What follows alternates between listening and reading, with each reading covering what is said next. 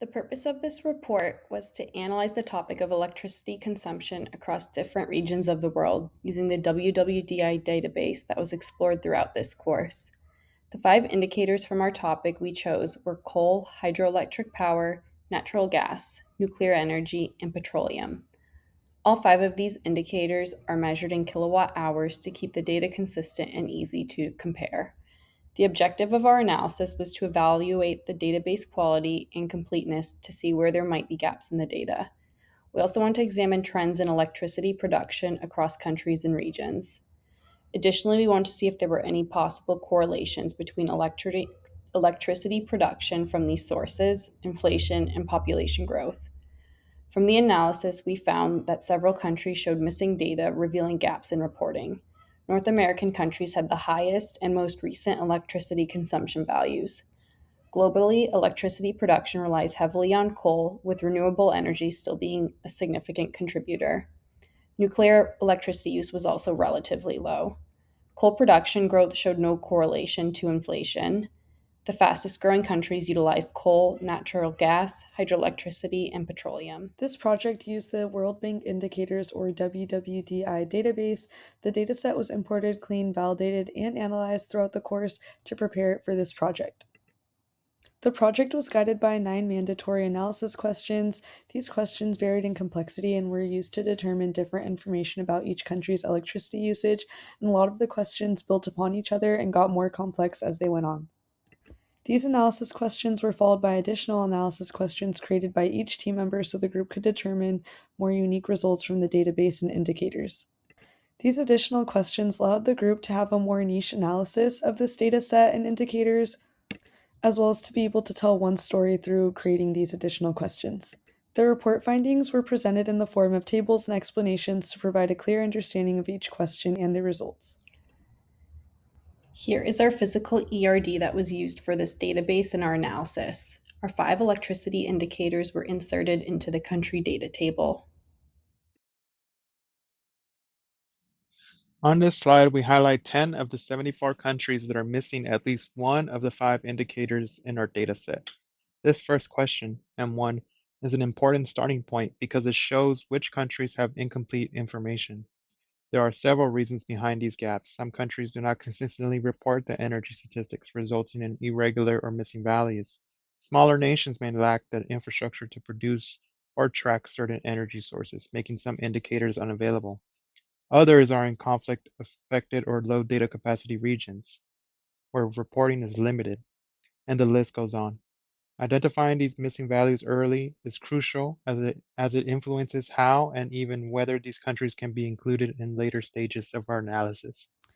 M2 states list countries alphabetically by names for which data for all N indicators exist in the PDF report, but not the view. Limit the results to at most 10 rows. In the table, you can see the first 10 countries which had data for all N indicators we had chosen.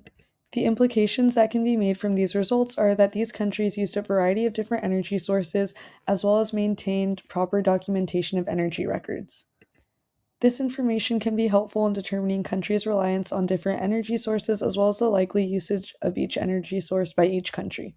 This table shows that 136 countries produced a kilowatt-hour value of greater than zero from each of these sources for the given dataset. This does not indicate that each of the countries uses all five indicators at the same time. Instead, it shows that each of the 136 countries produced electricity from at least one of these sources in the given time period. For question M4, we analyzed the top 10 countries producing the most hydroelectricity. This data shows that Canada has the highest value being used with 380 billion kilowatt hours, placing it ahead of the other countries. The United States ranks second with 280 billion kilowatt hours, followed by Norway with 142 billion kilowatt hours, marking a significant drop from the top two. The remaining countries, Sweden, Japan, Turkey, France, Italy, Austria, and Switzerland, have values ranging from 38.6 to 78.6 billion kilowatt hours, forming a gradual decline. Overall, the results reveal a steep concentration at the top, with Canada and the United States leading by a large margin, followed by a mid tier cluster of European and Asian countries with moderately high hydroelectricity values. The indicator being used is hydroelectricity. For question M5, we analyze the highest average hydroelectricity produced in all continents. This data indicates that North America has the highest average value at 230.6 billion kilowatt hours, which stands out dramatically above all other continents. Asia ranks second with an average of 34.8 billion kilowatt hours, followed by Europe at 22.2 billion kilowatt hours. The remaining continents, South America at 19.2 billion kilowatt hours, and Australia and Oceania at 18.4 billion kilowatt hours, have similar and comparatively lower averages. Overall, the results highlight a strong concentration in North America, whose average value is several times higher than every other region, while Asia, Europe, South America, and Australia and Oceania form a lower and more closely clustered group. The indicator being used is hydroelectricity. For question M6, we analyzed our 5 indicators and their values in the United States for the entire range of dates. The output shows all 5 of our indicators along with the corresponding dates in the columns. The data provided shows the United States electricity use in kilowatt hours in coal, hydroelectric, natural gas, nuclear, and petroleum. From this data, we observed the following trends. Coal, natural gas, and nuclear electricity had an upward trend, hydroelectricity use remained steady, and petroleum overall had a downward trend. In M7, Belarus appears to stand out with a nearly 300% increase in coal production over the period. At first glance, this seems impressive, but the growth rate is somewhat misleading. As shown on the line graph, Belarus started from extremely low levels of coal production, so even a small absolute increase results in a very large percentage change. When compared with countries generating electricity in the billions of kilowatt hours, Belarus remains in the low millions. So while the percentage growth looks dramatic, the real world gains are relatively modest. In other words, Belarus coal production may be rising quickly on paper, but it still represents only a minor contribution to overall electricity generation. Question M8 states, use exists to find countries which have 2011 data for any of your N indicators in the PDF report, but not the view. Limit the results to at most 10 rows, so this table shows the limited view. This table included countries with data for even just one of the indicators, and there were no specific indicators required, so one country could have just had one, and another country could have had a totally different one, and they still would have ended up on the table. It was very likely that most, if not all, countries would make this list, given that the indicators we used were very common.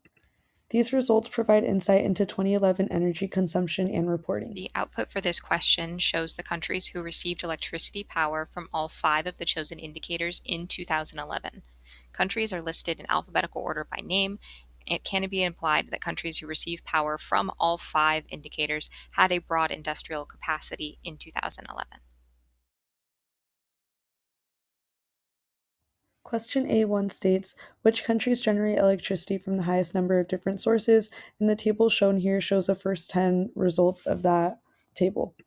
It's very likely that most, if not all, countries would make this list, given that the energy sources we use were very common, and most, if not all, countries use basically all of them, or if not most of them. These results can give insights into which countries are not using all energy sources, as well as which countries may not have an energy source available to them, and that's why they're not using it. These results can be very helpful in determining what different accessibility options countries have to them when it comes to energy sources. For question A2, we analyze which electricity source contributes to the most total generation across all countries. The results show that coal continues to be the largest source of electricity generation, producing the highest total output compared to all the other energy sources. With over 204 trillion kilowatt hours generated, coal remains the most relied upon fuel for electricity. Hydropower is the second largest contributor and the most significant renewable source, followed closely by natural gas, which also plays an important global role due to its availability and flexibility. Nuclear power ranks fourth, providing a substantial amount of low carbon electricity, while petroleum generates the least electricity overall. These value these values indicate that although multiple energy sources contribute to global electricity production, fossil fuels, especially coal, still dominate the world's energy mix.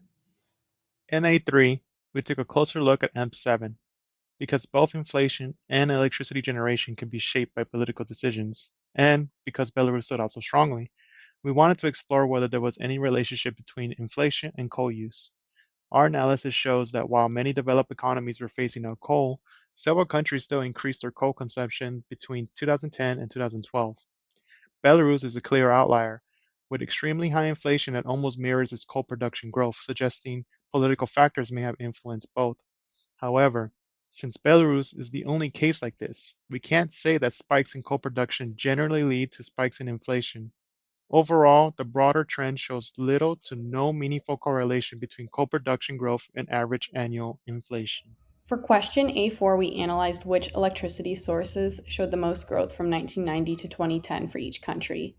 This analysis covers the growth of the 5 electricity source indicators across all countries with data from 1990 through 2010. This time frame was chosen for the most complete data.